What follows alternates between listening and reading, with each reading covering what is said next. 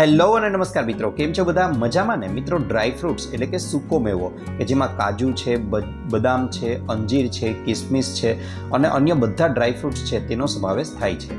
આ ડ્રાય ફ્રૂટ્સને હંમેશા ખાતા સમયે પહેલાં રાત્રે પાણીમાં પલાળી દેવા જોઈએ.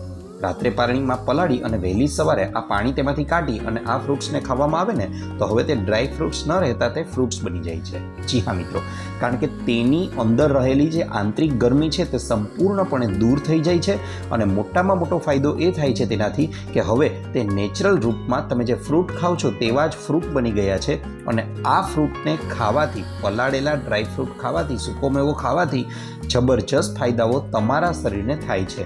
કારણ કે ડ્રાય ફ્રૂટ્સ છે એ પોષક તત્વોથી ભરપૂર હોય છે અને તમારા શરીરમાં ઉર્જાનો સંચાર કરે છે અને મોટાભાગની બીમારીઓને દૂર કરવાનું કામ કરે છે. માટે ડ્રાય ફ્રૂટ્સને જ્યારે પણ ખાવ હંમેશા પલાળીને ખાવ. આભાર.